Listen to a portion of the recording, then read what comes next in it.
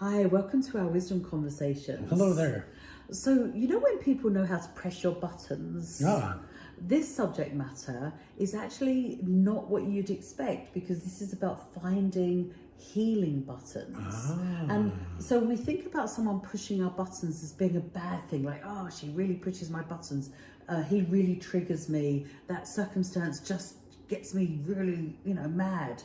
However, anything that creates a feeling in us is actually a healing button. Yeah. I know we call it trigger, I know we call it some of those other things, but actually the truth is that anything that causes an emotional interaction and reaction with ourselves is a healing button for us to look at and polish up and find a solution, resolution, and an ongoing upward flow of self-understanding with that healing button being pressed. Yes. So it's actually a really good thing. Yeah.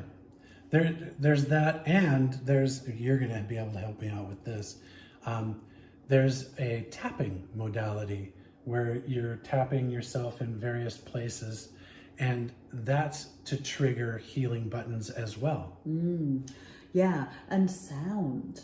Because we're made up of sound vibration. So if you would take everything from, because tapping creates a drumming, and so that drumming is very tribal and very, instinctive and, nice and deep and powerful. Right. And so when we create a tapping and a vibration, the sound element of that takes us to our own, we talk about this, the Satori moment, this aha moment, this inhale of deep spiritual breath that creates a beautiful moment of self-awareness and understanding. Yeah. Healing buttons are really worth our time and attention. Yeah, and to add to what you were talking about, when somebody triggers you or when you get that opportunity to have an emotional response to a stimulus, don't just dismiss it.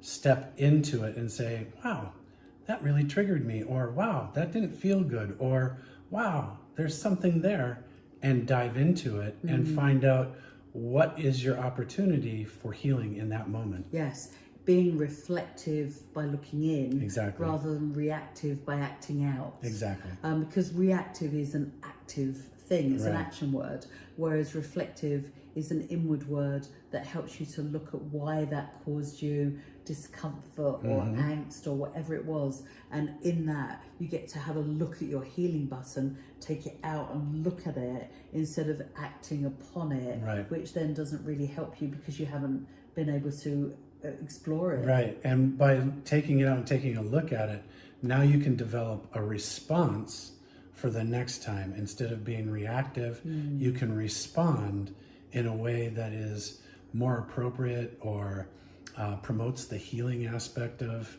what it is that you've been able to identify and contemplate.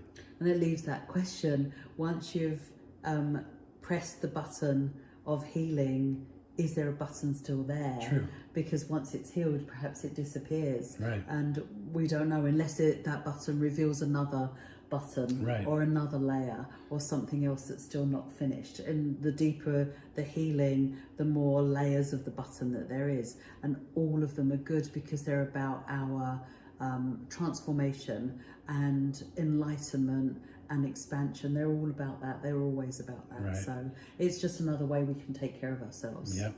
Healing buttons are a great way to take care of you.